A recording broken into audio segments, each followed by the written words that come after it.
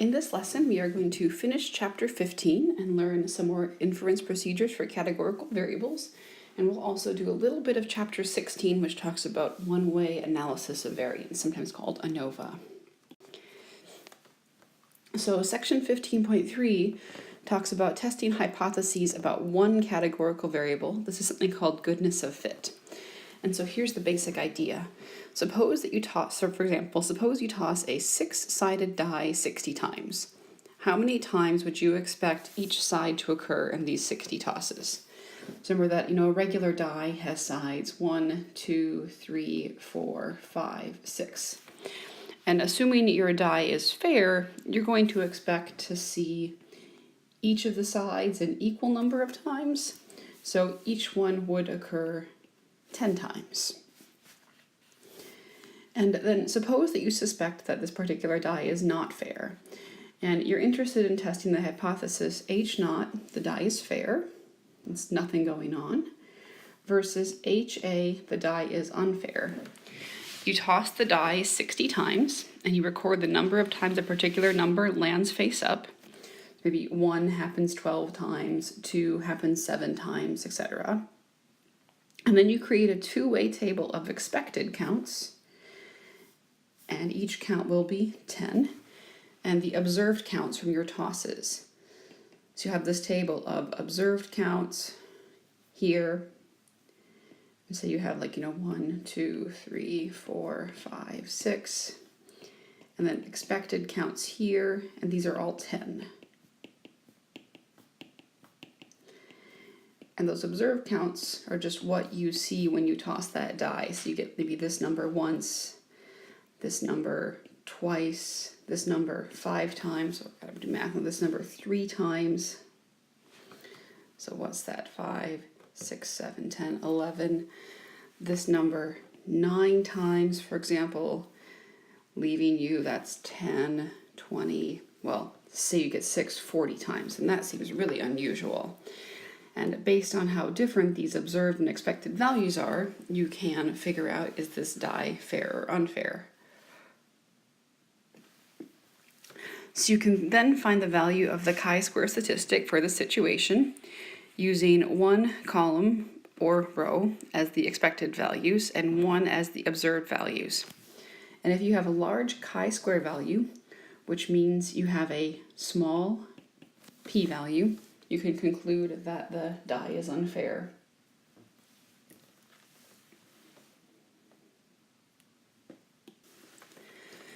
So this thing, called a chi-square goodness of fit test, is used to test whether a specified set of values are the correct probabilities for the categories of the categorical variable.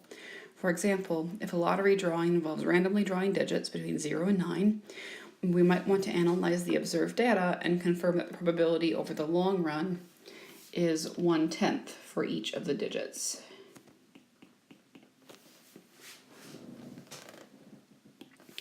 And the first thing you have to do for this chi-square goodness of fit is you have to find the expected values.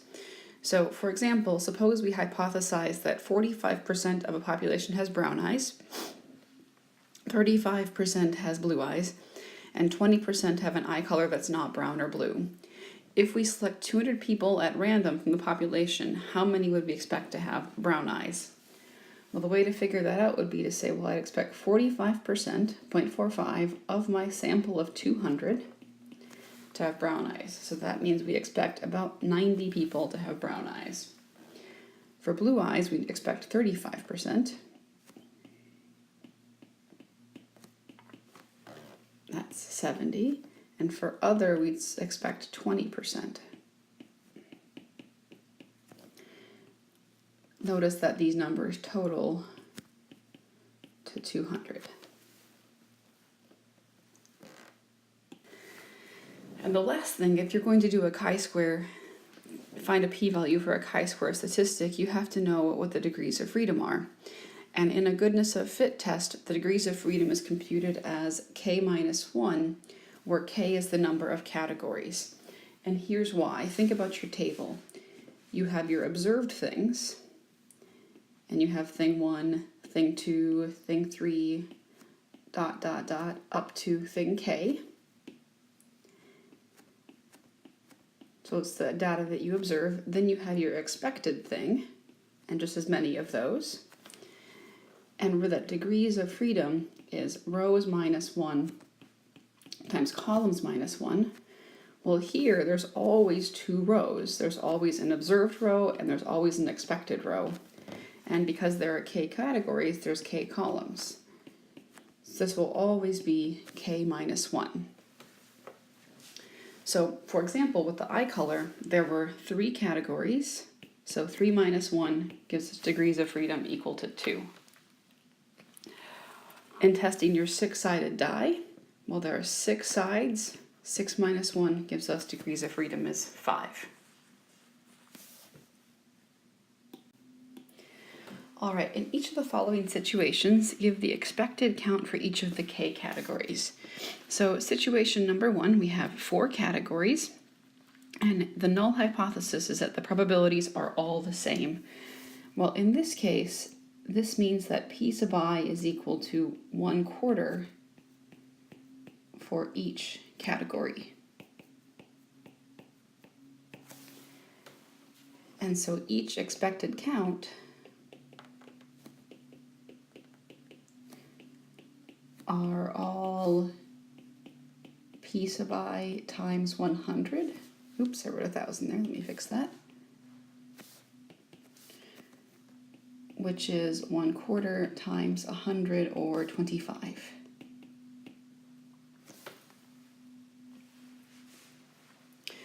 All right, suppose we now have 3 categories, and our null hypothesis is that the probability you're in category 1 is 0.2, category 2, 0.5, category 3, 0.3. So for category number 1, our expected count will be given by 0.2 times 1,000, which is 200. For category number 2, we expect half of our observations to fall in that category, so 500. And again, I wrote 5,000, who knows why, 500. And for category number 3, 0.3 times 1,000 is 300. And one way to check and see if you're right is to add these expected counts up and see if they add up to the total number of observations. So the following table shows the results from 190 students randomly choosing among the integers from 1 to 10. For example, there were 2 students who chose the digit 1 and 9 students who chose the digit 2.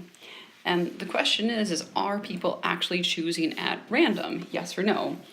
And if people were really choosing at random, we'd expect to see that these frequencies probably were more equal. Like number 1 is not chosen very much at all, and neither is 10, and 2 isn't very likely either, whereas 7 seems to be everybody's favorite number. So, assuming the students were actually choosing at random, what's the expected value for each integer? Well, the probability, if we're choosing at random, would be 1/10. And so the expected value would be 1/10 times how many students we have choosing, which is 190. So each expected value is 19. So you can think, on your page you have room, and on mine I don't. You could add another row below that one of expected values, and they'd all be 19.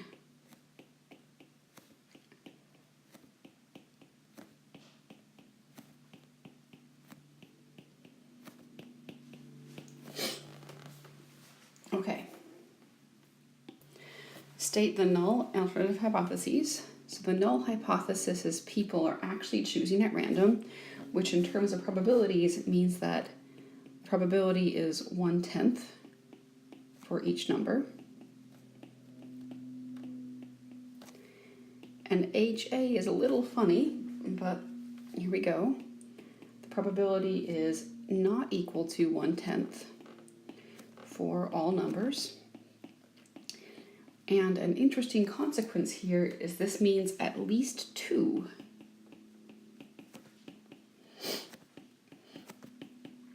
of the p sub I are not equal to 1/10. And the question is, that everyone probably has, is why not just 1? Okay, well, if only one p sub I was not equal to 1/10, and all others were 1/10, then the sum of all p sub I would not be 1. And it's unfortunate that I have 10 categories here because it's going to make this a little bit of a long list, but here's the basic idea. Let's just suppose that 1 is different. So you have 1, 2, 3, 4, 5, 6, 7, 8, 9, 10. And suppose all these guys are 1/10.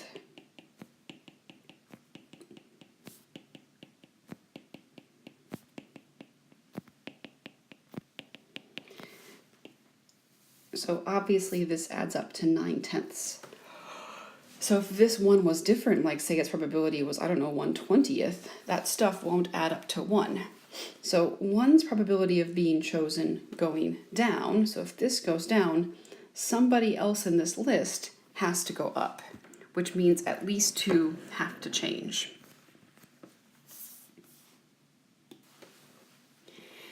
Okay, calculate the chi-squared goodness of fit test statistic.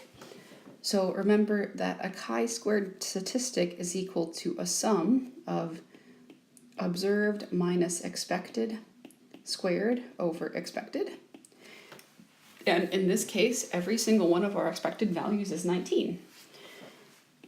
So our chi-squared goodness of fit statistic is 2 minus 19 squared over 19 plus 9 minus 19 squared over 19 plus 22 minus 19 squared over 19 plus 21 minus 19 squared over 19 plus 18 minus 19 squared over 19 plus 23 minus 19 squared over 19 plus 56 minus 19 squared over 19 plus 19 minus 19 squared over 19, 14 minus 19 squared over 19, and 10 minus 19 squared over 19.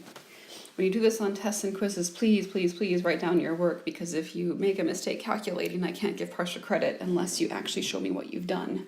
It can be very easy to leave out one of these things when you punch it in your calculator. Okay, and I get that the chi-squared statistic is about 104.32. And you should have a sense that that really is ginormous. That's a big chi-squared statistic. And just quick analysis, looking at which numbers contribute the most to that statistic, things like this, when that 2 and 19, those are very different. Also here, 56 and 19 are very different. So 56 minus 19 is going to add a lot to the chi-square statistic. And like obviously this guy is going to add nothing. And some of the other ones where the numbers are close, like here, here, here, even to some extent here and here, they don't add very much either. But the farther this number is from what you expect, the more that adds to the chi-square statistic. What are the degrees of freedom for this test statistic? Well, remember, degrees of freedom are given by number of categories minus 1. So in this case, 10 minus 1, or 9. And looking at your chi-square statistic table, so we look at the degrees of freedom equals 9 rho, and we find that we don't have anything nearly as big as 104. So the best we can say is that p is less than 0.001.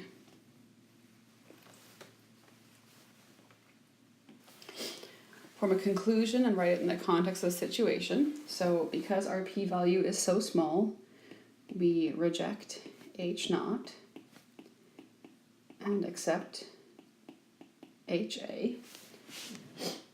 And it says that at least 2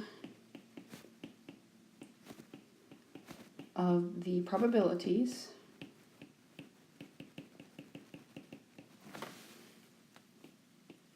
are not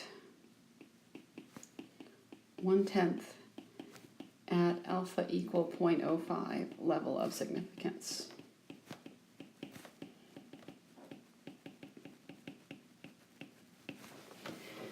So you know that some of those numbers are either less likely or more likely to be chosen. And looking at your data, you might see that, or might hypothesize that 1 is less likely to be chosen and 7 is more likely to be chosen. And that isn't the only pair. It looks like also 2 and 10 are a bit funky. Now, the final new thing for this unit, or this class actually, after this you're really done with new stuff, is something called comparing means with an ANOVA F-Test. And this does come up in applications in science, so if you're using statistics, you might have to read some more about this. And it's chapter 16 in your textbook, so bookmark that, and if you need to learn about that, that's where you'll look. So suppose you want to compare the mean weight loss for 3 different weight loss programs. And is it true that these 3 means are equal? So somewhere in your analysis, you could find confidence intervals for each of the means.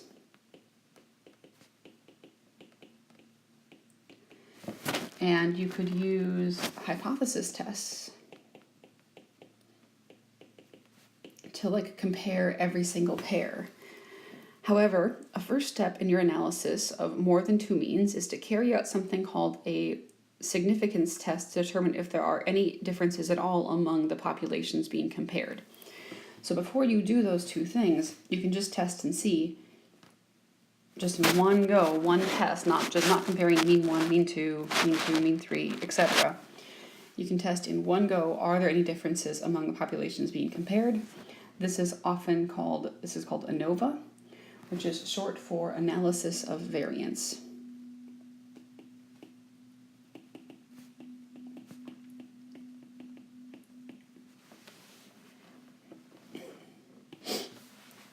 So when we compare the means of populations represented by independent samples or a quantitative response variable, a null hypothesis of interest is that all the population means have the same value.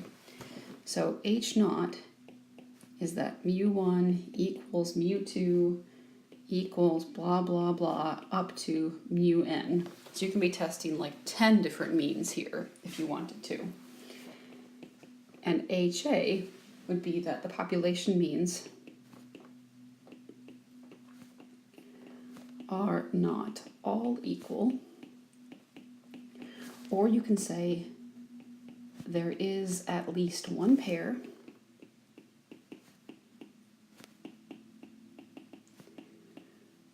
where mu sub I is not equal to mu sub j for I not equal to j. That's a fancy math way of saying it.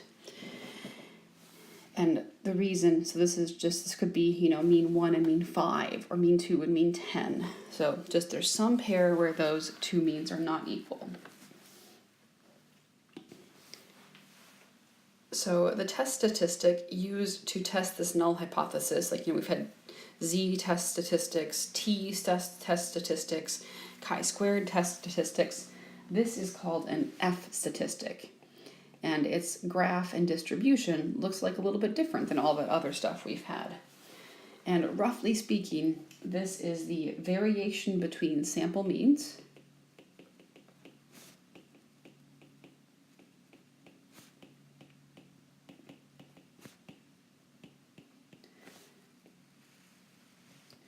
divided by the natural variation among groups.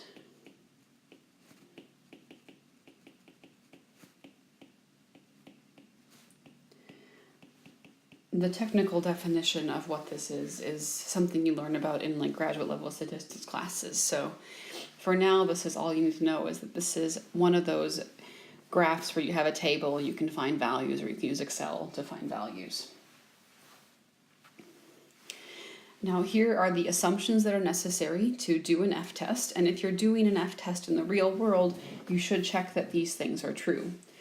First of all, the samples have to be independent random samples.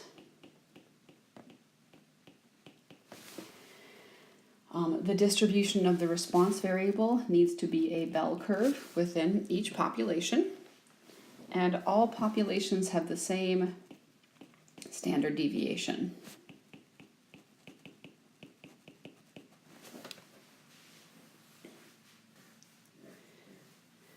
So in each situation, tell me whether a one-way analysis of variance could be an appropriate method for analyzing the data set described, and briefly explain why or why not for each part.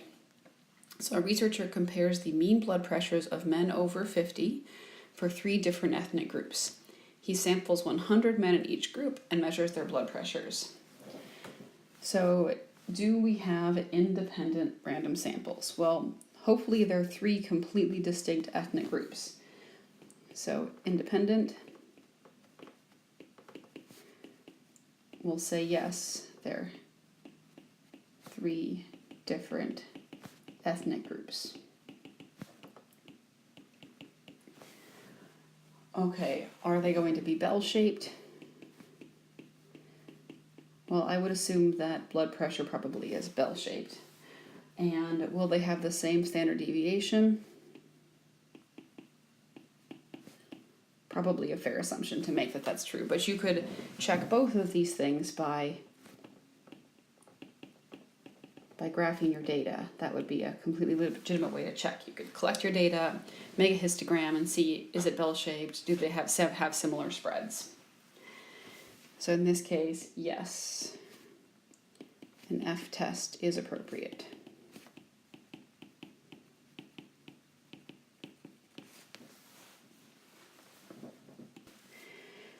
50 individuals listen to 5 songs and then rate each song on a scale of 0 to 100.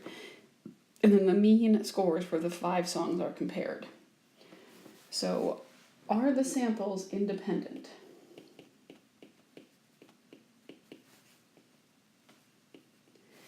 And this is the thing that fails here. The answer is no. And the 5 groups or songs are not independent, and the reason is because the same 50 people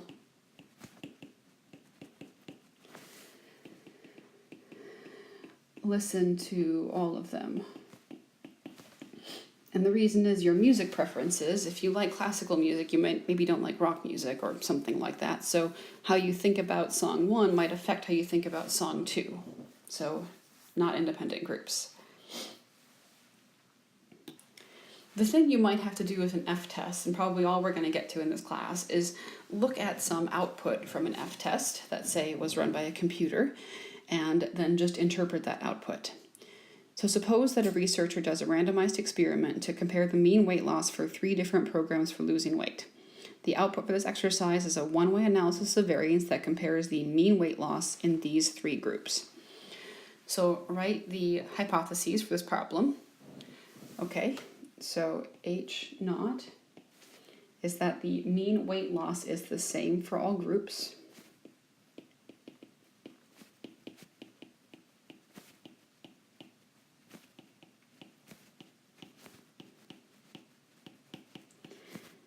And in statistical notation, that's mu1 equals mu2 equals mu3.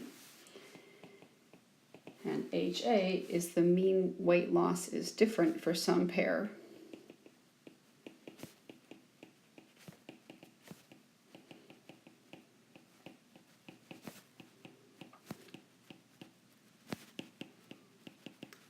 As in mu I is not equal to mu j for some I not equal to j. There's no better way to write that, I'm so sorry, because you don't know if it's mean 1 and mean 2 and mean 3, or mean 1 and mean 3 that are different. So that's the symbol way. To what population do these hypotheses apply? Well, they apply to the broader population represented by the sample. So, for example, if these people on the diet are all men, then the results will apply to men. If they're all women, it'll apply to women. And if they've been even more specific and applied the diets to overweight women or men, it'll only apply to those people as well. Okay, what values are given in the output for the F statistic and the p-value? Okay, so our F statistic, looking at this data, you see how we have analysis of variance, source, programs, blah, blah, blah, and there's this F thing. Well, that's the F statistic, 11.74. And the associated p-value is 0.006. And what conclusion can be reached about the hypotheses you wrote in part A? Well, since the p-value is less than 0.05, we can reject H0 and accept HA. So there is a pair for which the mean weight loss is different.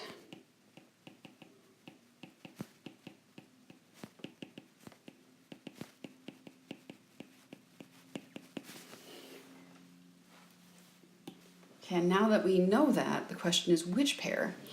So on the basis of the 95% confidence intervals given for the population means, describe the differences among the groups. So that's this part here.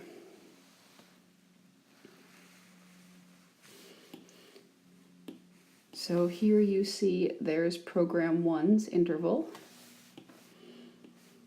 Here we have program 2's interval. And there we have program 3's interval. And remember that back when we found confidence intervals, we could conclude that two means were different if their confidence intervals did not overlap. And looking at these pictures, you can see that while the green and blue overlap, and the blue and purple overlaps, you can't conclude green is different than blue, or blue is different than purple, but green and purple do not overlap, so that's the pair that appears to be different. So based on the intervals,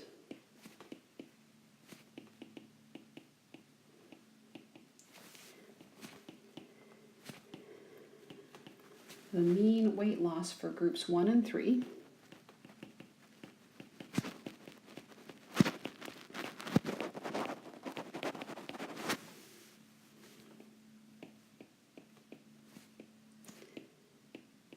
may be different as these intervals don't overlap.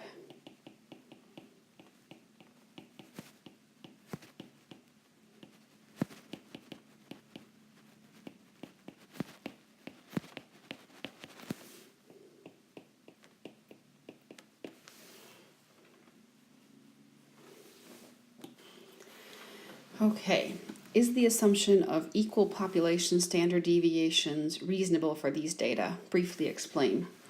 Well, you can see that here in this STDev column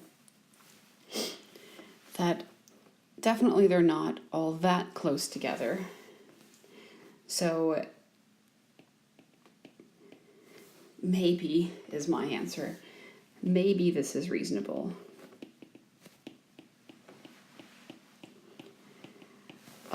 Good rule of thumb is that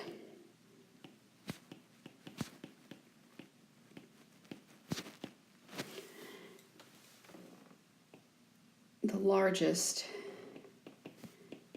is at most twice the smallest.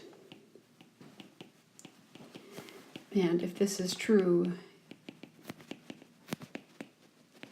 equal standard deviations is a reasonable assumption.